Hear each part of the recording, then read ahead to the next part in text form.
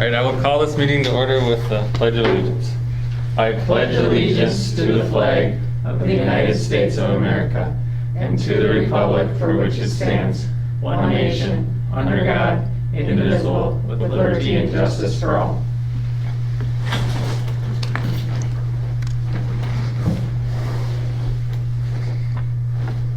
All right, approval of the minutes from the board meeting on August 24th.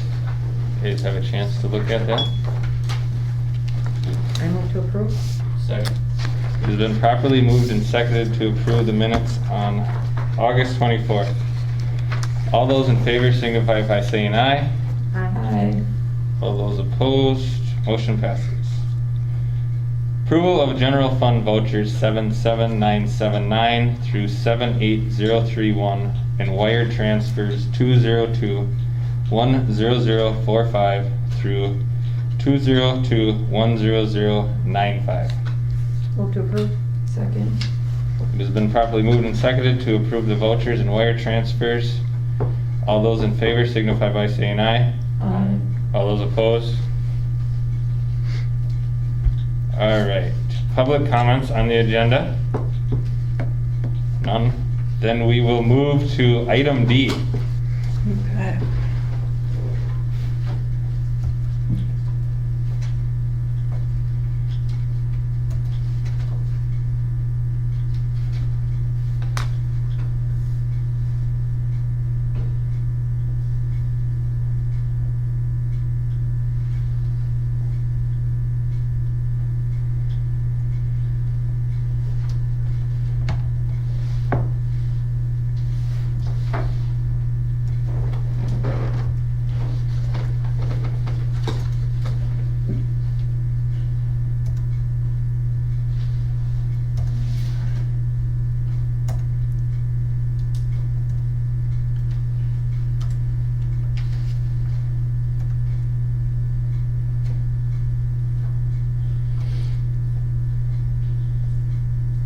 Alright, so we have, hopefully we'll have Jordan in the Zoom meeting from Baird. So we found out that we're able to get a 1.5% interest rate, which is awesome.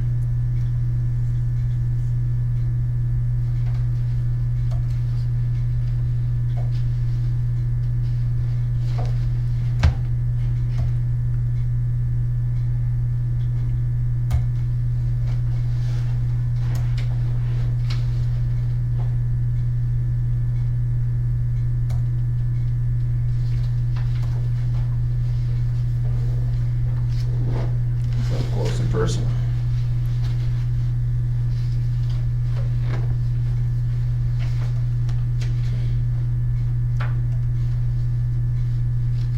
Alright, so we'll wait for, see if Jordan will join us. Let's see what I have in there.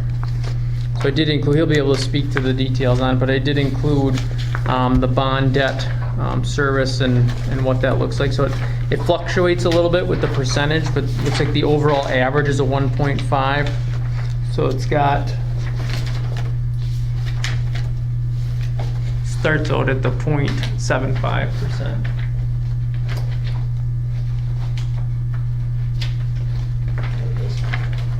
Hey Jordan, can you hear us? Right after the phone, you got- Yeah, I can hear you. Hi, Josh. Hi. So I have you, we're in a, I'll give you a quick scan of the room just so you can see who's all in here. So we have our, Oh, everyone. yeah, we have our board and then 4 members of the board and then 2 administrators, bookkeeper, and someone participating just watching, one of our teachers. Okay, sounds good. So I just briefly shared with them that we're looking at a 1.5% interest rate with the refinancing. So I'll turn it over to you to speak to the details. Okay, that sounds great. And Josh, I know Lisa sent you that illustration. I don't know if that was shared with the board or not. Yes. Yep. I was just sharing that with them. Okay, so I know Lisa presented to the board back in June, so I'll kind of go through the details again relatively quick, but the district had 3 bond issues outstanding, one from 2006 That was the Fund 38 issue. So that bond issue was repaid within the revenue limit using operating dollars. There was a 2013 issue, and that was an energy efficiency exemption borrowing. So that is paid for above the revenue limit, so the district levies additional dollars for that. And then the last issue is your 2014 issue, which is the referendum bond that the district has outstanding. So we refunded all three of those issues with this one single borrowing. And we're still going to keep separate portions so that we can break out how you levy for each component of it. But as Josh said, we locked in a rate of 1.57%, generating savings of present value savings of nearly $600,000. I know when Lisa presented in June, that number I believe was around $275,000, and the interest rate was 2.1%. So the market has gotten a lot stronger since then, and we were able to lock in a fantastic rate for the district and provide really, really good results on the refunding. So just a real quick overview. The Fund 38 portion, the portion that's within the operating dollars, that was the smallest component of it. So you're going to generate roughly $3,000 in savings over the next 3 years. So that's $3,000 that the district will be able to use for operating uses. And then the energy efficiency exemption borrowing will generate roughly $30,000 in savings annually until 2033. And then the referendum bonds, that component will generate roughly $20,000 in savings annually. So those two combined, that's direct savings to the taxpayer that the district is going to levy combined $50,000 less each year to repay the debt. So that's a good message for the community, and that's direct savings to the taxpayers. And Lisa told me that you were going to tell the board that was due to my leadership, but that didn't come across as... Yours and the board. Thank you. All right. Sounds good. Good job, everybody. One more thing I want to point on.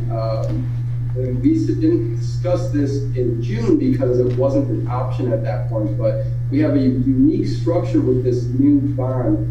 In that it's what we in the industry call a Cinderella bond. So this bond is issued as a taxable bond initially, and that's because we're not near the date in which two of the issues can be prepaid yet. We still have to wait 3 or 4 years for those to be prepaid. So in that time period, it has to be a taxable bond. So the bank that we work with, they agreed to lock in future interest rates for it to convert to tax exempt in 2024. So we were able to lock in today's interest rates that are incredibly low, essentially 3.5 years of earnings. Wow. So it's a very unique structure, and only a handful of issuers in the state and even around the country are doing this. But it's unique, and it's what generates a lot more savings than we initially showed the district. Fantastic. So that's a very high-level overview of it. Like I said, I know Lisa presented it previously. Now we're essentially just locking in the rates. Came in much better than we were previously showing. Does anybody have any questions? I do not. Nothing from the board. I do, Jordan. So what do we have to do tonight to make sure that this is a go? So the rates are locked in. So tonight the board is going to approve the resolution authorizing the sale of this. Okay. That's all of it. The numbers, everything's locked in. So now the board has to essentially approve the transaction. Okay. Now, and Allison told me that so the board will have to make a motion, approve exactly the line item on the agenda, and then take a roll as well. Correct. Okay. Anything else, or that's it? No, once it's approved, then we're ultimately going to need signatures as well. And that should have been detailed from the documents that came from Allison at Okay. the rules as well. Yep. So yeah, so right now we need the board to approve the resolution, and then ultimately we're going to get all the required signatures for Olson Brady. So tonight we have 4 board members present. One of the the one board member that's not here is our board president. So his name is listed in the documents with the signature. Does it matter that he's not present? Do you still want me to have him sign, or do you want the vice president to sign because he's here? You know, never had that come up, to be honest with you. Okay. So that's a great, I would follow up with Allison Allison. Brady. Okay. Later on. But I think as far as approving the resolution, as long as you have a majority. Okay, sounds good. Those are the only questions I had. Did you guys have any? No questions? No? Okay. All right, I think that's it then. Ready for a motion? Thanks, Jordan. Do you want to, are you staying on during the motion, or? Yeah, I'm gonna stay on just to make sure that it's all approved, because I do need to know that essentially the time that it was awarded as well. Okay. That the board approved it. Sounds good. All right, I would entertain a motion. I move to approve the resolution authorizing the issuance and sale of the $8,125,000 taxable, converting to a tax exempt general obligation refunding bond to refinance our old debt. Second. It has been properly moved and seconded to approve item D as written. All those in favor signify by saying aye. Aye. All those opposed, motion passes. All right, thank you very much, everybody. Does that work for you? That works. All right, Jordan, thank you for hopping on with us and giving us some of the information, so appreciate it. Absolutely. And I will, Thank you, everyone. and I'll call Allison tomorrow to get, ask her kind of what the next steps will be on her and what she needs from us, so. Thank you very much, appreciate it. All right, thank you. Take care. Bye-bye. Okay, just a quickie. Nettie, did you say 8,125,000? I heard 195. 195. Did you say 95? Okay, it sounded like 20 back here, so I Yeah. like to make sure. Math. Okay. Yeah. I tried to pull it away a little bit, because I knew that was gonna be a good one. That's good. All right, well, that's a good deal. That's fantastic. Wish I could get my house phone down there. I was gonna ask him that. All right, next up, new business, review of reopening COVID-19 response. Okay, so this continues to have a lot of parts to it, moving parts. So I just wanted to keep that on the agenda. Just wanted to talk through kind of the reopening process, how that's gone, and then a couple upcoming items on there as well. So I'm gonna start out by giving it over to Mr. Peterson and Mr. Gillis as far as the reopening of each individual building. Really not much to report, really nothing going on.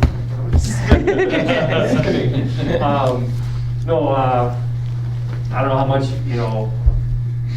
what to go into here. I mean, I just tried to write down a few highlights, but, we had no open house in person like we typically had, so the start of the first few days felt different because we kind of had that slow start with the kids coming in the first day and the parents being there, and so it made that actual day when they showed up feel a little bit just like more of a soft opening.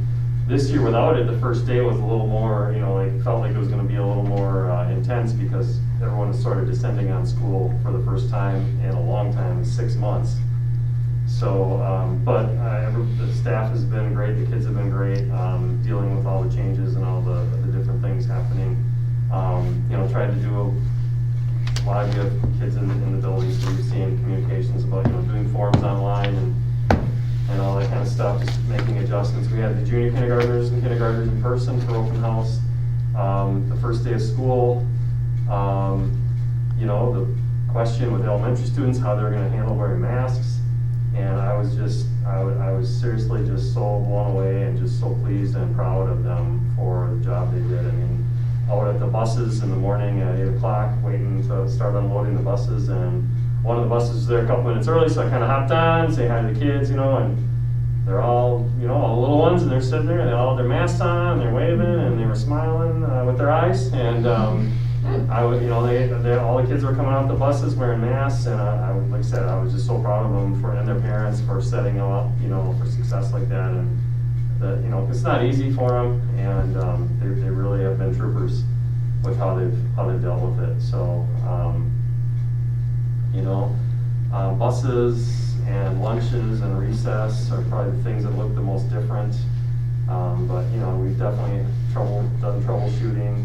I think when the USDA put out that note about free breakfast and lunch for everybody, I don't know that they realized like the impact that could have on us. So it didn't impact lunch, but breakfast now it like vastly increased our numbers of kids coming down. So then it changes the plan for seating and spacing and everything like that. You know, when you're expecting, you know, 100 kids or whatever to come down, all of a sudden now you got 150 coming down.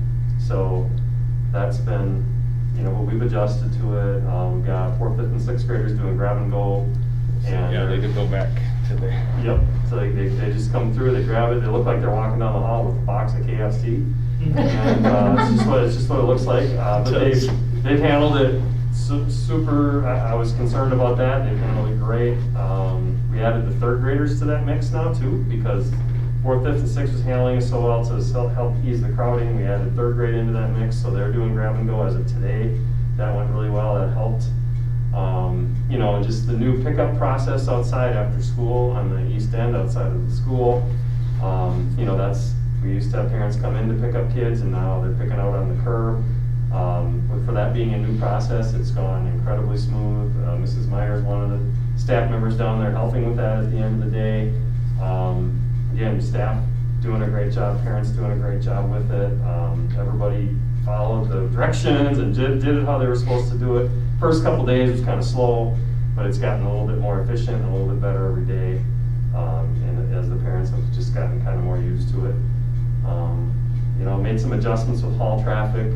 There were some things unanticipated where we got little traffic jams in the hall where this class is coming in from recess and this group is going to lunch, and you know, just making little adjustments to recess times these first couple of weeks. So you know, it was a stressful start to the year because it felt like we were redoing and reinventing everything, you know, from the schedule to the supervision and different recesses and switching things around, you know, pulling out some of the room furnishings and stuff like that. So, you know, as Mr. Ernst has said many times, like every aspect of what we're doing has been touched. So it was a stressful start, and again, very proud of the kids for how they're handling it, and troopers very proud of the staff for how they're leading them through it. So all things considered, it's been, you know, a good start with, you know, considering all those changes and new plans. I don't know, any questions about elementary, or? There's lots to, you know, lots to talk about, but we'll do some highlights and kind of. Are they in class? Are they farther apart necessarily than usual, or is it? I'm just curious. The teachers are doing everything they can to have the desks spread as far apart as they can. And Okay. so some of our classes, because of the AGR, are pretty small. You know, they're 15 or 12 Yeah. kids. I mean, we have some very small classes too, due to, you know, you take the virtual kids out too, and all of a sudden you got some pretty small classes. So that's, you know, I guess an advantage for helping with the spacing. We do have our 6th grade classes are our biggest ones, you know, so we got upwards of over 20 in there. So they've got them spread out as far as they can, but they're not always 6 feet apart. No, they're not. Gotcha. But we got them spaced out, facing the same direction. Got some barriers up. I feel like it's kind of caused a little bit of a discrepancy between rooms. Like some rooms, because of this, you know, the 50, 60 kids we have out this age, like there's a lot more space, and then others, you know, maybe a certain class there weren't as many kids out, so they're still kind of packed in there. So we've been communicating to all the teachers, like there are many areas in the district where we can't keep the 6 feet distance, so let's do the best that we can. 4 feet is obviously better than 6, so let's shoot for that if we, you know, depending on the classroom. But each classroom's a little different, and we're trying to, it's definitely a paradigm shift for staff and for kids. You know, you'll Sure. see, I think I used the example even this summer when we were watching, we were working with some of the kids, they were keeping their distance, they were wearing their masks, and then a couple of them were sharing coffees. So just kind of wrapping their heads around some of the, okay, we're keeping our distance, but we're still sharing a drink. You know, it's definitely a shift in thinking, but. And the one struggle is in like walking down the hallway, you know, we talked to them about spreading out, and they're struggling with that. Little kids, I mean, they just, it's ingrained in them to walk in a line and they creep close to each other and it's very difficult, but we keep trying to. Well, I asked my first grader what he thought 6 feet was, and it was this. So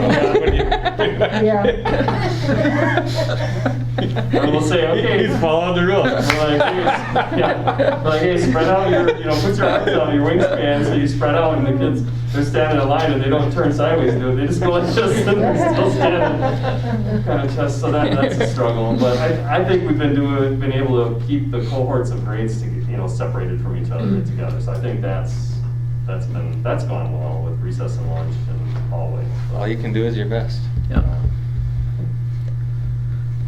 It's getting better though? Yeah. I mean, Because every day's a little different. yeah, they're, and really, I mean, right from the get-go, they did a really good job. Yeah. You could see the differences right away, so.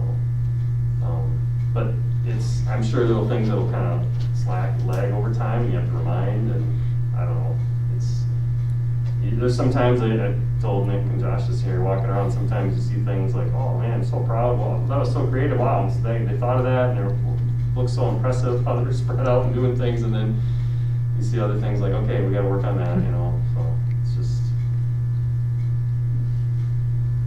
Skills, did you want to share on the junior senior high a little bit? We had a pretty successful staggered start this year. It was the first year we've done that. We ran grades 10 through 12 the first day and 7 through 9 the second day. Especially with all the COVID things going on, I think it went really well to help kids. I mean, they haven't been in the building since March, and I think it was a great way for teachers and staff to kind of come back and reconnect and have a nice way to start the year. 7th graders obviously missed their spring trip over here, the orientation kind of a thing, so just having 7th through 9th graders in the second day was a nice way to transition them in and work through all the my locker won't work stuff, and I can't find my classroom and where's the bathroom and just all those kinds of things when you're new to a building. So I hope to continue some form of that as we go on. That went really well. Again, new to our building, or fairly new to our building, is we rolled into doing all of our parent forums online this year. We're kind of catching up to the elementary in that way and getting that stuff all on Skyward so parents can go in and just sign off on those things. I have to echo what Mr. Peterson's saying. The mask thing is going very well. Kids are respectful about it. A few reminders here and there, which is typical of high school kids, and they're doing a nice job. They're spacing out in the building fairly well. We got one-way block traffic around the middle school wing and around the main block of the building here. I thought there'd be way more problems with that than there are. There really aren't. It's going well. We created a new end of the day bell schedule. We have 3 staggered out bells to kind of pull from different areas of the building and spread out the traffic as they're going out to the buses. It used to be kind of the last bell of the day rings and whoosh, this herd heads down the hall, and so this has really spread it out nicely. Got some teachers out helping supervise out there. Let's see, lunches, we've got marked off every other seat in the lunchroom. Mr. Larson created some graphics for us, put them on the tables so they're kind of seating by grade areas. Every other seat is marked with a big red dot, so we're not supposed to sit on those, so they're spreading out a little bit on the tables. We put up some extra tables around the perimeter, so as the room fills up, they can spread out to those tables as well. And we're pulling the freshmen off and they're eating in the project lab. It just worked out that our freshman class splits on the 2 lunches. If they're a music kid, they're on one lunch. If they're not a music kid, they're on the other lunch. So we have them go down with an additional lunch supervisor to spread out even more. The high school lunch is the big lunch of the building. Normally there's 4 grades eating at once. So you can pull off half and then spread out everybody else with the additional tables. So that's going real well.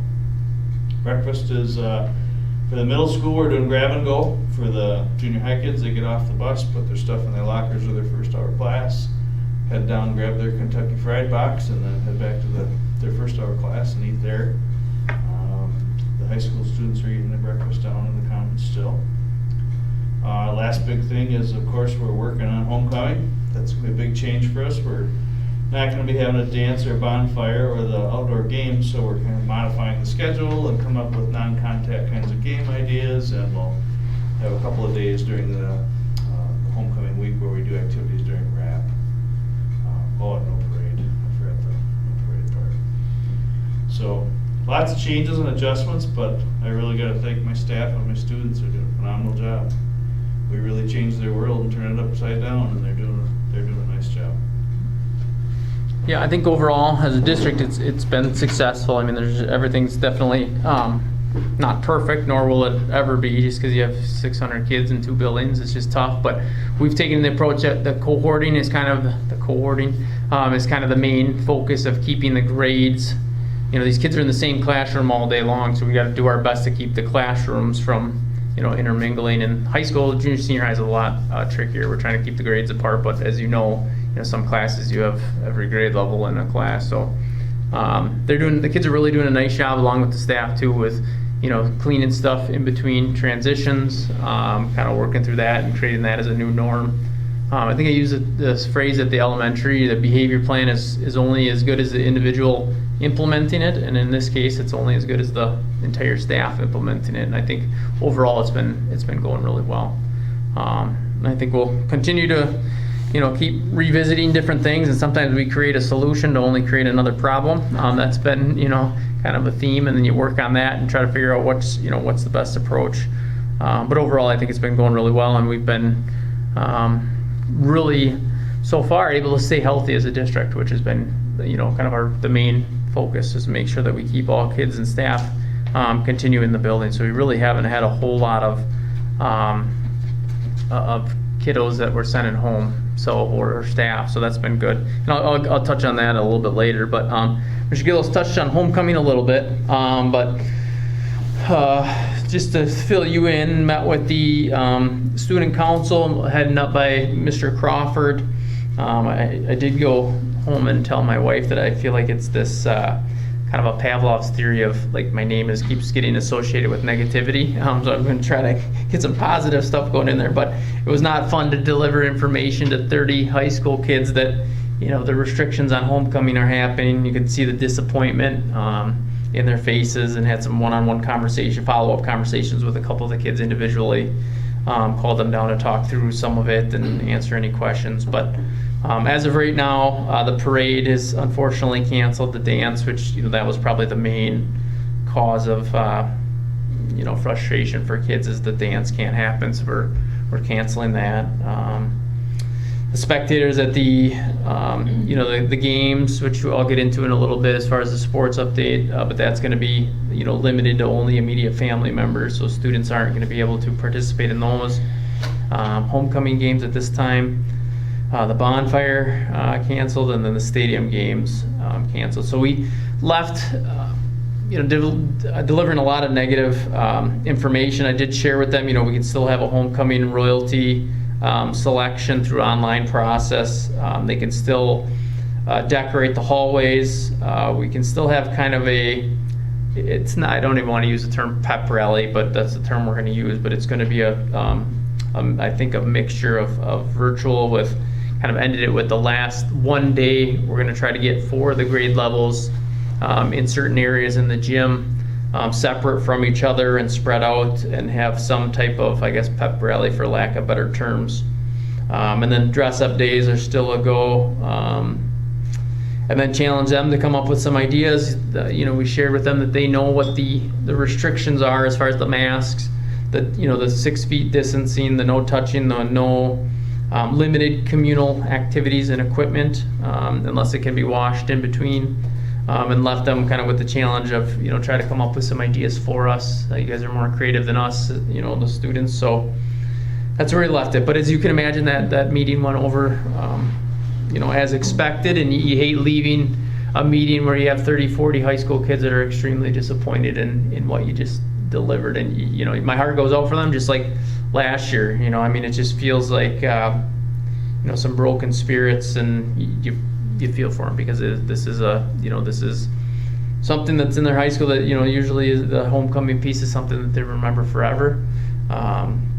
So hopefully we can produce something that's, you know, the kids are happy with, and that we can have some fun while still keeping everybody safe and healthy during that time. And I think, you know, they understand the rationale. Like, they're all the kids are smart kids. You know, they had really good questions. They understand it. They just don't like it. You know, they don't want to hear the information that we had to deliver. So it's unfortunate, but that's right now. That's where we're at. I don't really foresee that changing, with the time frame of when homecoming is, but, so anyway, that's where we're at with homecoming. Excluding students and staff, so I just wanted to give you guys there's some documents immediately following, here we go.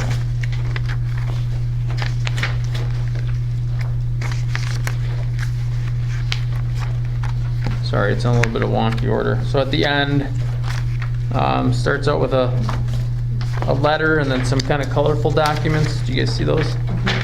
Okay, so the letter, just a template letter that we have drafted that we've been sending home. I just wanted you guys to kind of see, what we're sending home to families. In the event that the students have, a student or staff member has symptoms. So if you look at the second document, the document right after the letter, the column on the right, there's if students or staff are exhibiting one of the following: the cough, shortness of breath, difficulty breathing, new loss of taste, new loss of smell, or two of the second set of symptoms. It's the guidelines that we have to follow is that we send that individual home, and then all of their family members, so siblings and or family members would be home for 10 days unless they test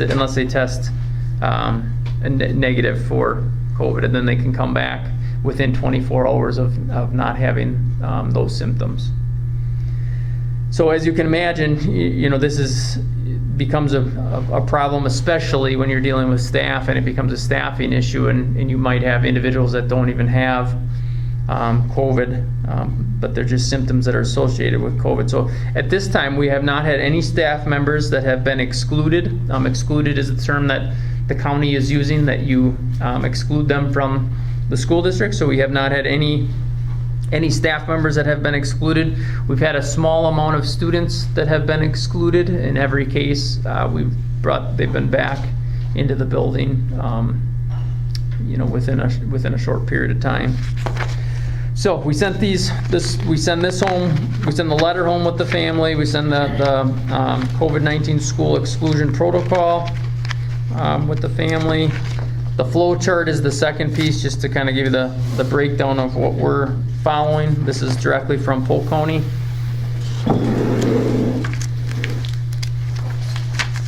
And there's a third document, but I don't have that in here. It's pretty much the same as the first document, just gives you the breakdown of the symptoms.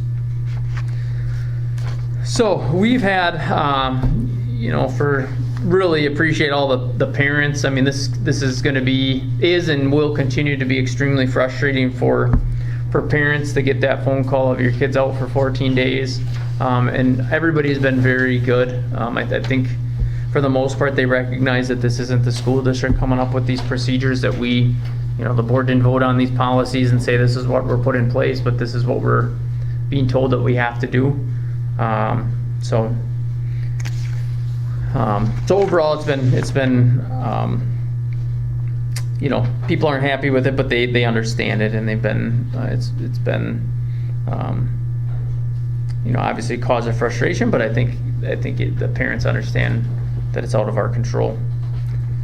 So I just wanted to share those documents with you guys, and then answer any questions that you guys might have, just due to you guys being board members. Kids are just homesick for the day. Can they come back the next day? So the term that they're using, if you look at the second document, the symptoms that should be, the key phrase that they're using is outside of the baseline. So if the parent shares that they, typically have migraines during this time, and that's the reason why they're home, then they wouldn't.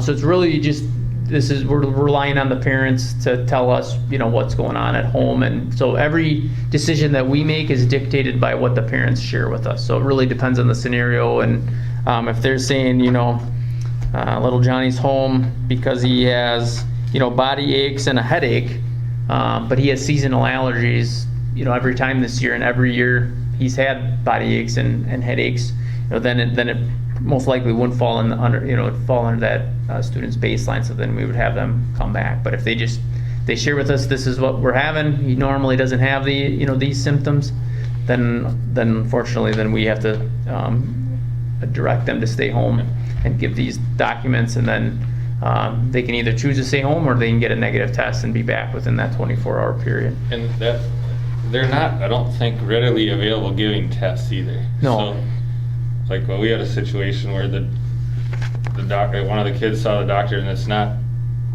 what it is, you know, it was something else, and they write a letter up, because I don't know what they need to do a test, but it's not necessarily two of these things.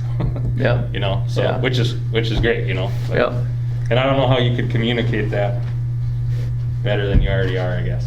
Yeah, and what we're seeing too is that with the tests, like depending on the time, sometimes it's immediate and they're going in and get tested, and other times, you know, the parent is calling us back and saying, you know, we've called Amory, we've called Barron, we've called, you Yeah. know, all over, and we can't get in, and, you know, but in every scenario, the parent is willing, you know, is willing to drive, that they've got tested within, you know, a 2 or 3 day period.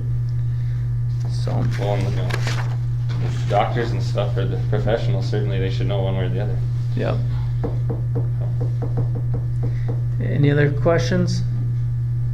It does get a little tricky when you have the student or individual test. If someone tests positive, that individual is actually quarantined for a shorter amount of time than the other individuals in the house, which seems kind of backwards, but that incubation period is considered 14 days. So that's caused a little bit of confusion, but that was more this summer. We haven't had any individuals test positive as of yet. So, any other questions with the symptoms, or no? Okay. Nice, easy to follow diagram. Yeah, the county's been really, really good at providing us with, you know, Wow. stuff Yeah. that we can follow, so.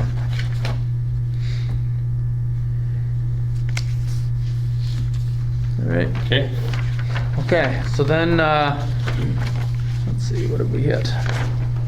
You good? Homecoming, exclusion, want to give you an update, the virtual learning, that's kind of been going as expected. You know, I'd like to apologize on behalf of the district, but there really isn't anything to apologize for. You know, it's just been one of those situations where you're trying to get a platform going from nothing, and they are taking on, you know, we've been waiting on Edgenuity to get their stuff rolling, and I forget how many, do you guys remember how many kids they're enrolling a day?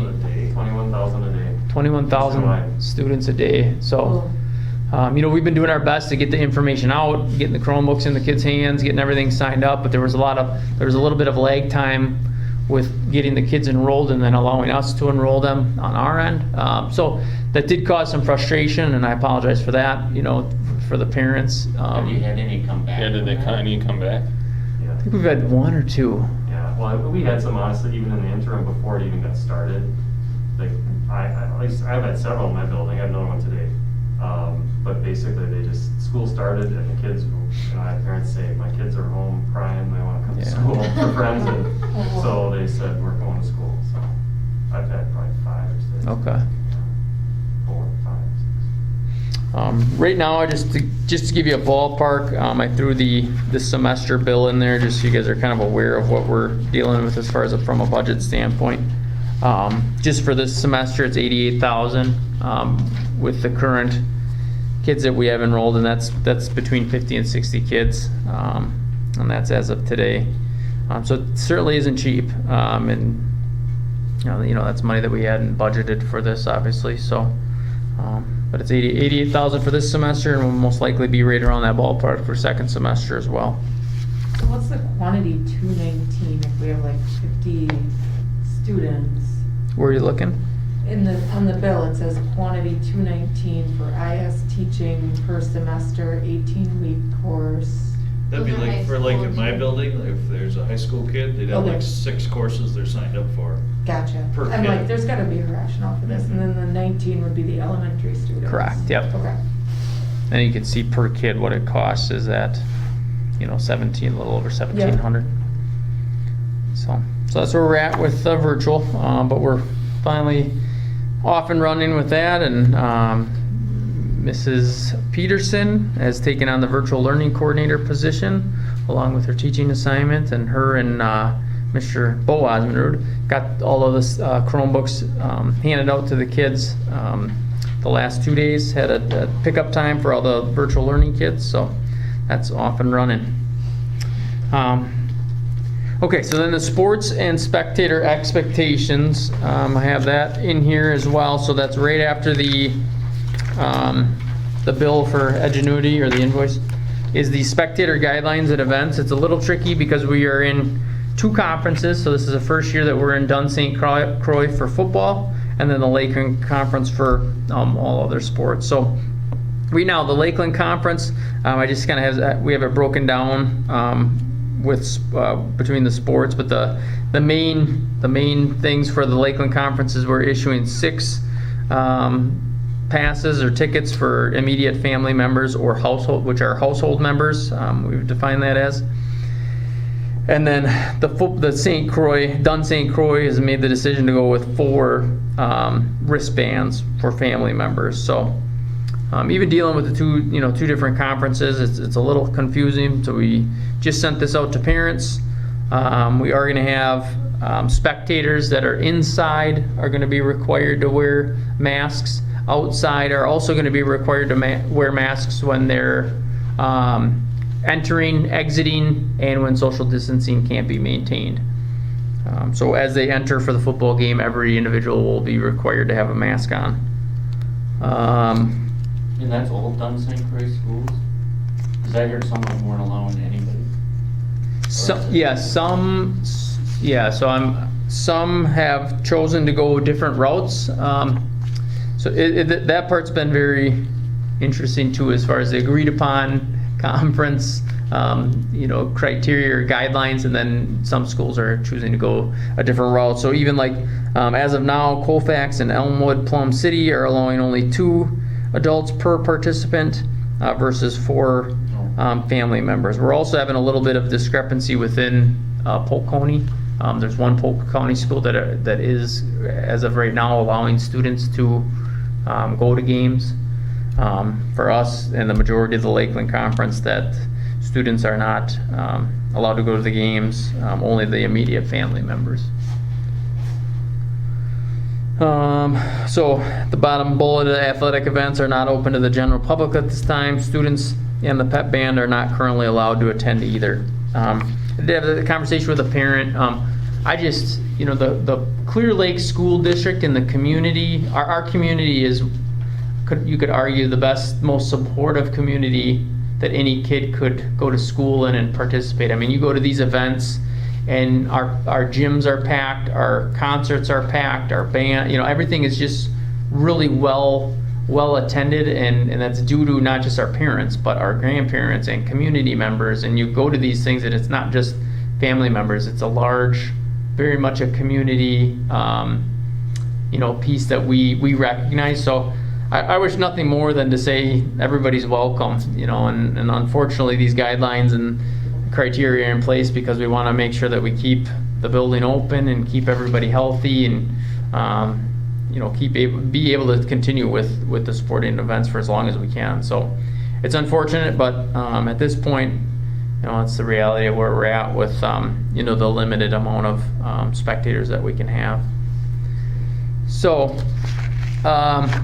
as you can see, so then on the second page, just lists out the face coverings. As I mentioned, the spectators indoors are required to wear a mask. Outdoors, it's entering and exiting, and then when social distancing can't be maintained.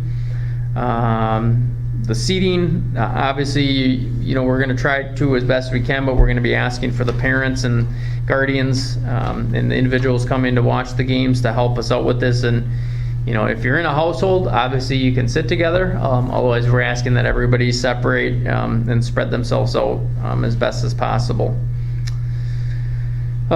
Each venue is different. It's really going to be challenging, and already has, for Mr. Rosine, as far as the different guidelines that are in place with each school. So when we travel to a different district to participate, we have to abide by their rules. So if it is only 2 that they allowed, then we'll communicate with the athletes and coaches prior to the game, and then they'll be able to communicate with their families what the expectations are. Concessions will be closed. But we are going to do our best to live stream the majority of the events. We purchased a couple more cameras. We did a test run at the graduation, which went really, really well. Bought a program for it as well. So we're going to be live streaming, all of our events as well.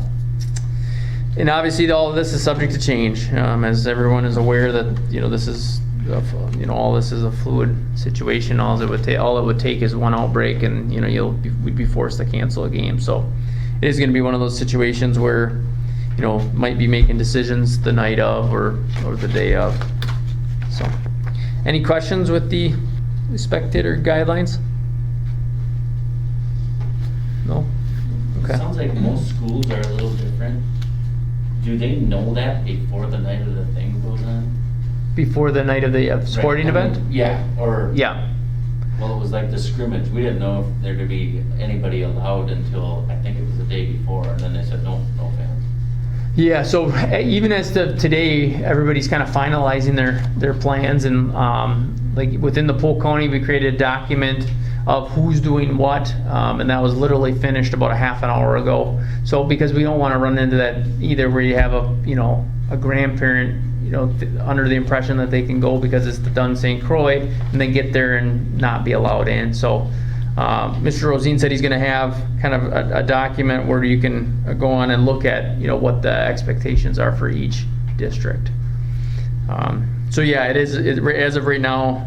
It has caused some frustration for a handful of individuals just going to a sporting event. And I'll give you an example myself. Ms. Meyer was there. We went to the cross country meet in where the heck were we? We were in the middle of nowhere. Where were we? Webster. Sorry, I should have said the middle of nowhere. Should have said that. Yeah. My apologies to anyone from Webster listening. No, but they had really a great meet. Everything was set up very well, but they didn't have a lot of their guidelines in place, and so I think it's just one of those situations where everybody's scrambling to try to get things in place and figure out what the expectations are at each conference. And so anyway, I guess I believe every school's in the same boat as us, where we're getting things in place, and some are ordering wristbands to hand out, others have tickets. We are doing both because we're in both the Lakeland and the Dunn St. Croix. So yeah, so we're all right. Okay, so the mask update, I'm just gonna wait until we talk through the masks. I guess that's all I would have for the review of reopening, and then the next topic is the. Okay, the next is consideration approval of student and staff face covering after expiration of order. Okay, so I put on the docket for today to decide as a board. I'd like you guys to decide or at least discuss and hopefully make a decision in the near future of, what are we gonna do once the order ends? At some point it's gonna expire. We weren't sure if it was gonna expire or, if there will be another order that will supersede that order. If that happens, we'll cross that bridge when we get there, but kind of would like to know what your guys' thoughts are regarding the expectations for if the mask order expires and is no longer in place, and there's not an order in place that supersedes the current order. Initially, we talked through masks required for students and then masks required for staff and highly recommended for students. Now that we have things in place, and I don't think anyone in good conscience can say, we have 2 buildings, and like I said, 600 plus kids in 2 buildings. 6 feet, maintaining 6 feet it just isn't happening everywhere. So want to talk through, throw ideas if you guys had questions for us, but we talked it through as an admin. The recommendation from us is that we continue with the masks. Obviously, I feel like it'll be more of a common sense approach, and masks are required for students and staff when social distancing of 6 feet can't be maintained. And in reality, some areas it can. I think Title I example, classroom would be a good example. Sometimes there's only 2 or 3 kids in a staff and they can spread out. An algebra class in Mr. Sargent's room or Mr. Crawford's room, history, where there's quite a few kids in there. Realistically, it can't be done no matter how you rearrange the room or have the kids in there. As of right now, the CISA 11, just threw a survey out there. The CISA 11, once the order expires, there's 39 schools in CISA 11. 29 will be requiring masks for students and staff after the order expires. 5 will strongly recommend the masks, and then 2 to 3 were unsure at this point. So I agree with what Mr. Peterson said. Initially I didn't think the kids would be able to handle it for a full day, but they've really responded well. The masks don't seem, I don't want to say aren't an issue, but they certainly aren't as big as issue as I thought they were going to be with kids. Like, kids are really doing a nice job, and I think the staff are doing a nice job allowing them to say, communicate with them when they need a mask break and have areas in their classroom set up for mask breaks. And they take them off when they're eating lunch. Sometimes when they go outside, if social distancing can be maintained in certain areas on the playground or in the fields more. So just wanted to really field any questions that you guys had and talk through kind of what you guys were thinking. I think it's easier to not have to go back to that. Yeah. I think you'd see a lot more pushback if you had to, all of a sudden there was another, something go on, and then try to ask for it back. I agree. If you let it not go, and then all of a sudden, no, now we gotta do it again. Yeah, I guess was one of my points to that 6 feet, I guess. I think that would be huge for the kids, or maybe they're handling it fine if in their own individual classroom, if they didn't have to have them on, I guess, but Yeah, all the time. still saying required or whatever, but that would be my only thought. If there's a room where they can be 6 Right. feet apart, then we Right. can give them that break. Right. Because like you guys said, you're moving them around in that group already, so it's, Yeah. What's your guys' stuff? yeah, I mean, you're dealing with it. yeah, I agree with your point, Ryan. Josh and I were talking about it, and Chris, and like you said, we're doing pretty well with them right now. And I would hate to have to go back to it again if we let up for a while. I mean, knowing that flu and Yeah, bad that's weather coming season in is fall. coming, and pretty soon everything will be locked down for the cold weather, and, chances are good that we're gonna be dealing with some things, and I think it would just be easier to stay with the mask. Yeah, and maybe if you do give them that inch, they'll take a mile and just get worse too. And then it may become more of a management problem. Right. Yeah. And I just feel like there's so much effort that was put into kind of establishing and starting out well and strong with it. Yeah, hate to think of backing or losing all that kind of momentum or that work that's going on from the staff and the parents and the kids. I mean, obviously the parents cooperated a lot because these kids came to school with masks on the first day. So you got to really commend the support from home that parents sent with the kids too.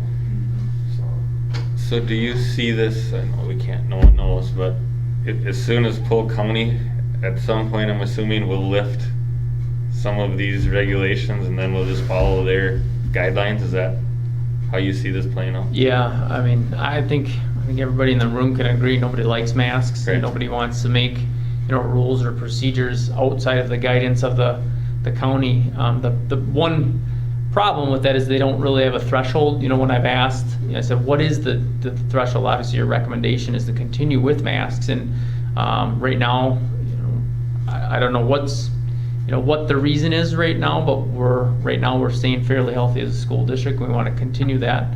But at what point do we say we've met a threshold or we're at a point? And there really isn't an answer. It really, the CDC and DHS now are on opposite ends of, there's some disagreement and differing guidelines and guidance from the CDC and DHS, which has made things a little bit difficult too. But as far as the threshold goes, there really isn't. You know, we've seen a fluctuation between high, and I think it's moderate is the term in Polk County. And, you know, I feel like that coincides with the amount of tests that come and go with the testing that's happening. So I don't know, you know, if that data is a little skewed or not, but either way, it's continuing to stay in the high and moderate range. We haven't dipped into the low range. So there's, you know, it has been an increase of individuals that are testing, you know, for it, and then it'll dip back down into moderate and go up. So I guess I don't mean to ramble, but there really isn't an answer that I've received as far as what that threshold will look like. You know, part of me kind of feels they'll just maybe know when they see it, and that they'll communicate that with us. I do know I've been really impressed with Polk County and what they've been communicating with us and the information that they've been giving us. I've been very, very pleased with all the resources that they've been providing us and assistance, you know, throughout this process. So I'd say the recommendation of the school, even though I don't like it, I don't like wearing a mask. I don't think anybody does, but my recommendation is that we continue with it until the county, you know, kind of gives us the green light to say, you know, you don't need it. I do think once the order expires, I do think we can move more into a common sense approach where even within the classroom, we can, you know, have teachers with, you know, there probably would be a lot more, you know, kind of coachable moments where we're asking teachers to say, okay, you know, now we don't have to follow the order to the T. Let's create some environments within the classroom where maybe one or two kids are, you know, if they're silent reading during that time, we can spread them out and they don't have to have their masks on, as you know, as long as we don't have to worry about them being too close to other kids. And you know, once we move back into the desk setting, all masks are on, and you know, kind of work through that within the classrooms with the teachers. So yeah, I'd say, I don't know if you, Mr. Peterson or Mr. Gillis, if you guys have anything more to add, but I do think, I don't want to say we are recommending masks just because the kids have been doing such a good job, you know, even though that is the case that they're doing a great job, but I also think that if we could honestly sit here, the three of us, and say, we can make sure that all kids are 6 feet apart for the entirety while they're in the school, you know, for their entire day, I'd way more on the side of, you know, let's get rid of the masks, but that's just, the reality is it's not happening, and there's no way for us to ensure that it does happen in every environment. And we can do this month to month. Right. And, Yeah. I'd say continue with. So I vote we continue on. I don't know if you need Yeah. Let's make a motion. a motion to do that, or just. I think so, yeah. I mean, I think, yeah, I think, you know, for after the. I move to approve face masks for students and staff to continue after expiration of the emergency order with some leeway if 6 foot distancing could be maintained in different areas that they could fluctuate a little bit within that boundary. Second. It has been properly moved and seconded to approve the student staff face covering after the expiration of the order, continuing on with some leniency where they could be 6 feet. All those in favor signify by saying aye. Aye. Opposed, motion passes. All right, next, approval of the 2021 fall coaching staff. Okay, just had the list of the all coaches.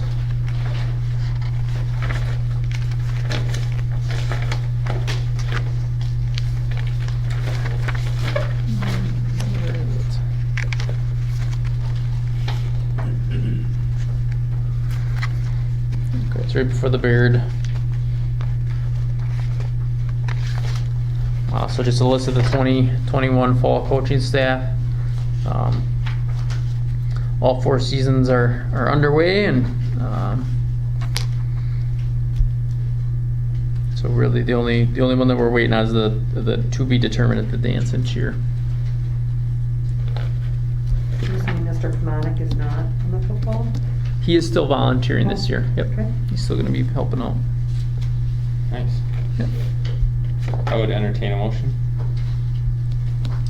to approve the coaching staff. Second? It has been properly moved and seconded to approve the 2021 fall coaching staff. All those in favor signify by saying aye. All opposed? Coaching staff approved. Next, approval of resignations. Okay, so I have 3 on there, the 3 listed in your notes. So the first one is Ruth Madison, the second one is Nadine Kirk, and then the third one is Megan Carlson. So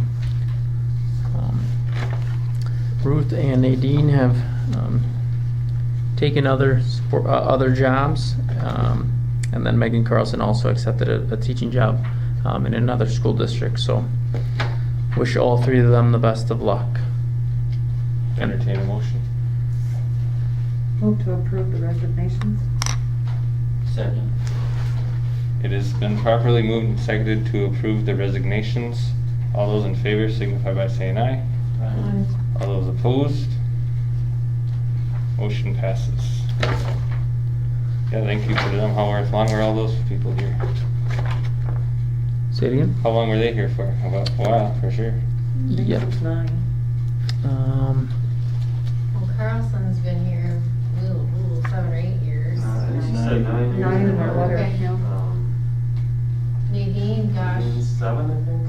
all of that, yeah. 13, And Ruth, I think is just a couple. just a couple years. Summer of 18.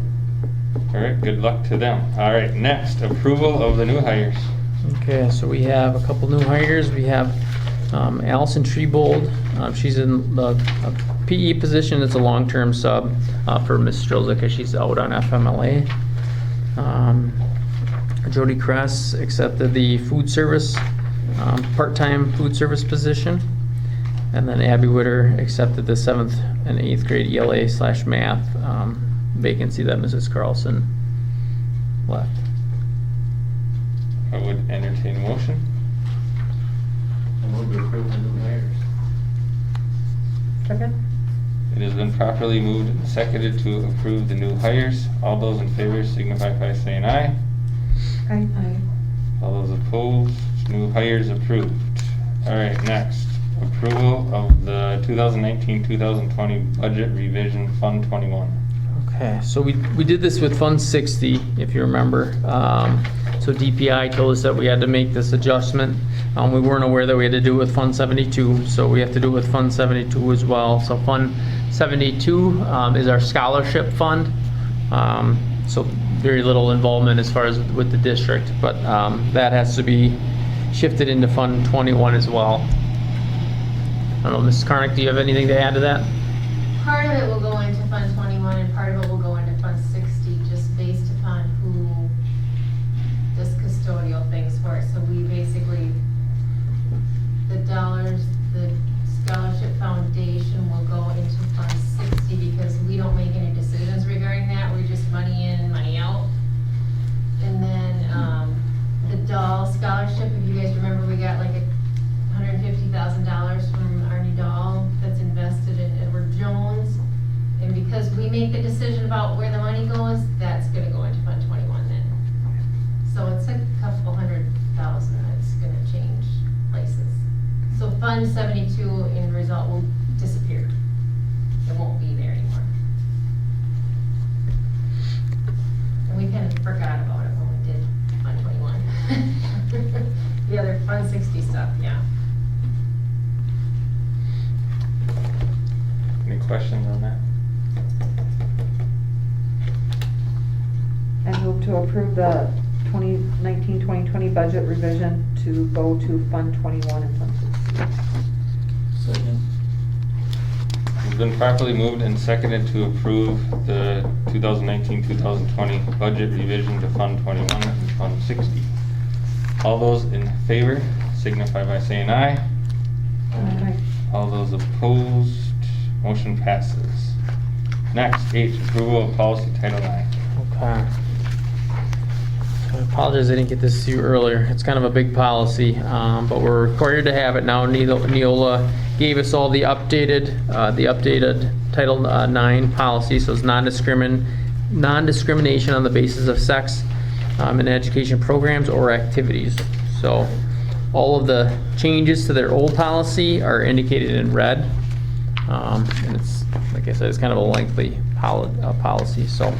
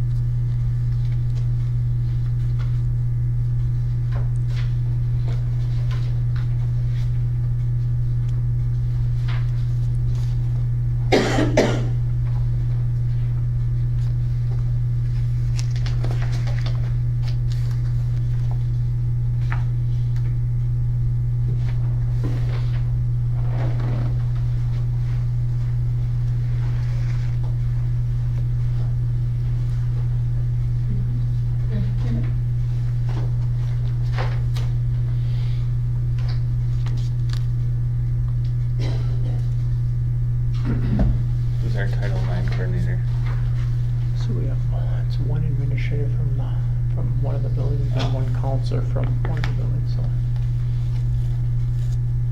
One male and one female.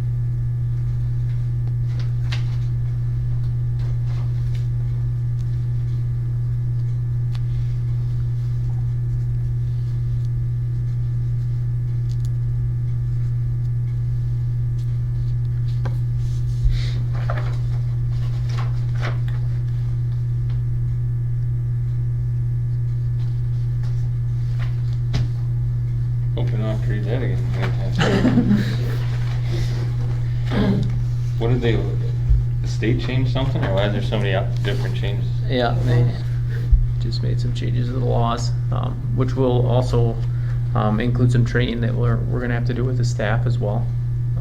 So we're in the process of getting that in place. Who's our coordinator? Is it Mrs. Millar? No, so we have two coordinators. One, we decided one administrator from one of the buildings and then one counselor from the opposite building, one male and one female. So right now I believe it's Mr. Peterson from the elementary and Mrs. Kaler from the high school. So. We're getting a raise. We'll get it. Mrs. Taylor. Yeah. I would entertain a motion. I move to accept policy Title IX. Second? It has been properly moved and seconded to approve policy Title IX. All those in favor signify by saying aye. Aye. All those opposed, Title IX approved. Right.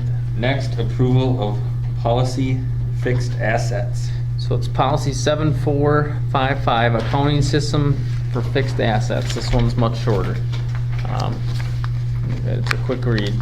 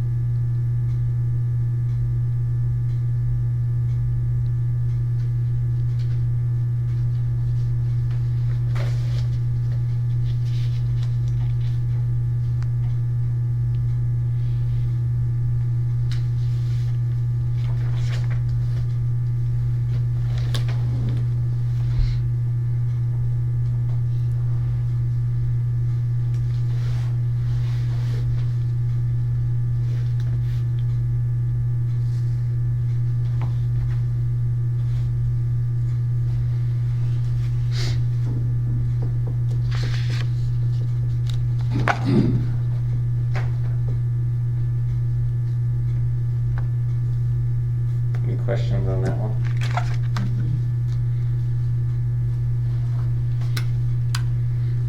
Then I would entertain a motion. I move to approve the policy fixed assets. Second? It has been properly moved and seconded to approve the policy fixed assets. All those in favor signify by saying aye. Aye. All those opposed, motion passes. Next, superintendent notes. Okay, I've talked enough, so I don't have any notes. Reopening was plenty, so. Sounds good, all right. Next, contemplated closed session in accordance to WSS 19.85, considering employment, compensation, or performance data of any public employee over with which governmental body has jurisdiction or exercises responsibility. Review of employee compensation / performance. Wow, they didn't stay in here very long. All right, what do? I pull the board. Nettie? Yes. Mrs. Coburnick? Yes. Ryan? Yes. Skip? Yes. We are now in closed session. Quick, close it before. All right, we're back in open session. Next item, future agenda items. Don't have any at this point. All right, then I would entertain a motion. I move to adjourn. Second? It has been properly moved and seconded to adjourn. All those in favor, signify by saying aye. Aye. All opposed, we are adjourned.